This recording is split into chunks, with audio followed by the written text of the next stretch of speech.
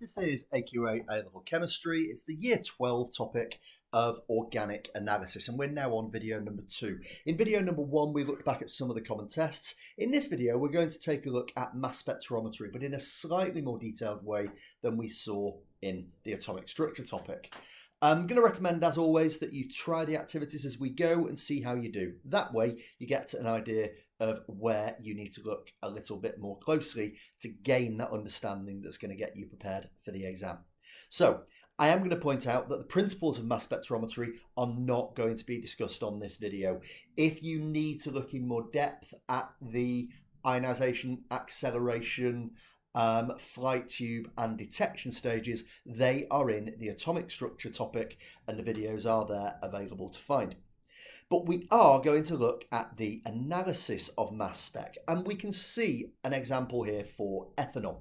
Now, it's worth pointing out that although we don't need to discuss in great detail the fragmentation, we can see that we have got lots of different peaks here, other than the actual peak that's going to tell us the mass number of our compound.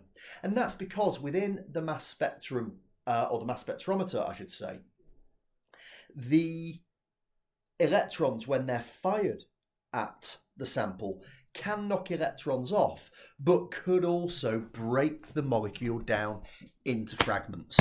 And that's what we're seeing here. So there's a very big fragment here with an MZ of 31, for example. But we're not going to look at those, we're not going to analyse those because they're no longer a part of the A-level course. I'm particularly interested in which of these peaks is the molecular ion peak. So have a think about it, and when you're ready, move on.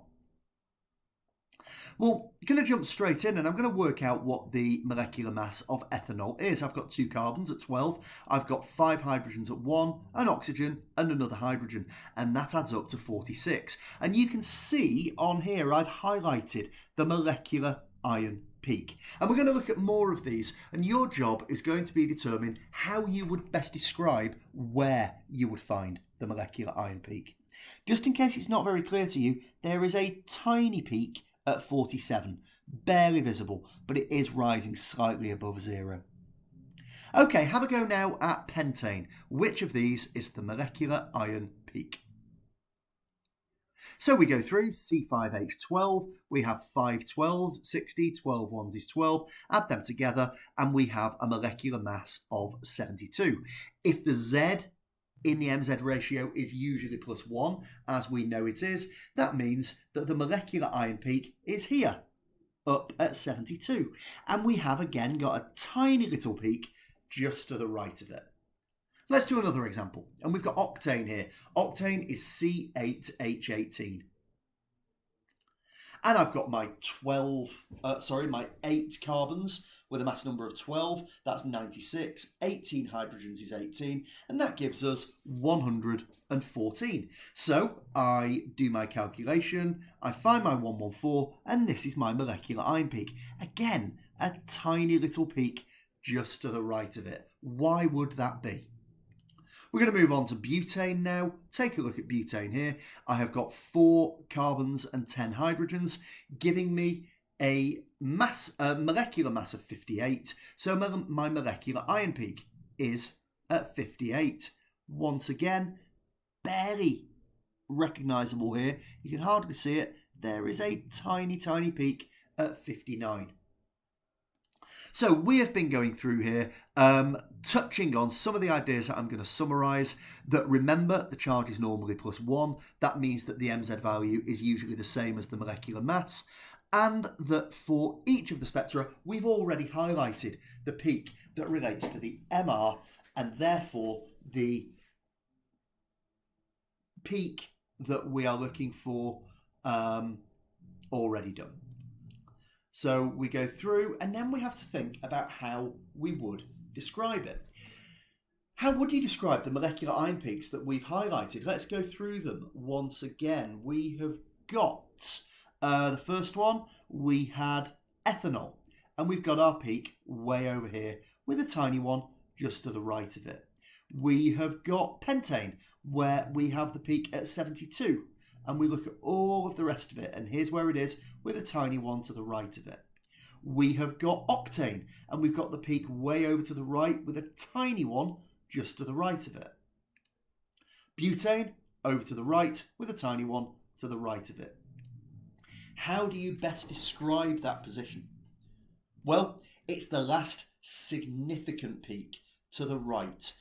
By significant, that does not mean it has to be the tallest. It's certainly not the tallest, as you've seen. We get some fragments which are much more common and much more in abundance when we undergo mass spectrometry with these compounds.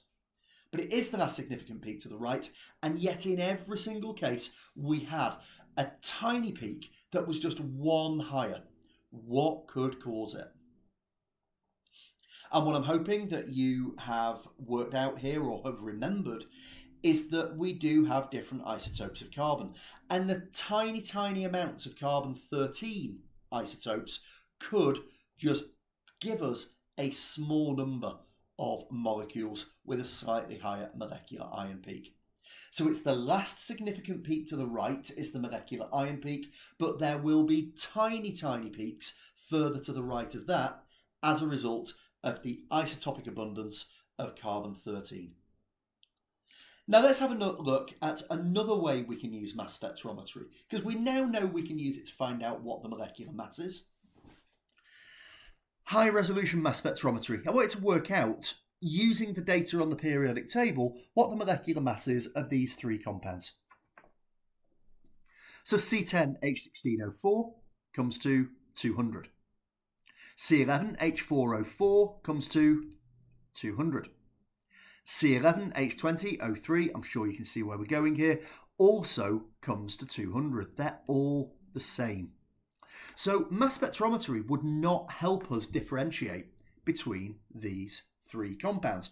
All we would know is that it has a relative molecular mass of 200, but it wouldn't be able to give us any more detail.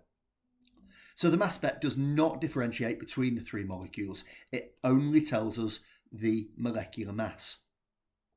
However, we can use high resolution mass spectrometry, and high resolution simply means a greater resolution in terms of the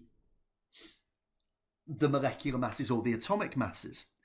And if we take a look at what happens if we use high resolution where you have got 6 decimal places, bear in mind these will always be provided if a question comes up on them. I wanted to use these figures to recalculate the MR values. And I've put all of the working out in, but we see for C10H16O4, we have 200.1049128. For C11H4O4, 200.01096112, and C11H20O3, 200.141319. So high resolution mass spectrometry, we would be able to measure the high resolution MR against a known database of known MRs, and we would be able to accurately identify which of the compounds was being measured based on the figure that came out. So each compound has a unique and specific value at this resolution. That's a huge advantage, something that will be expected to be known in the exam, something that can be very, very useful. That takes us to the end of this section. Thank you for listening and goodbye.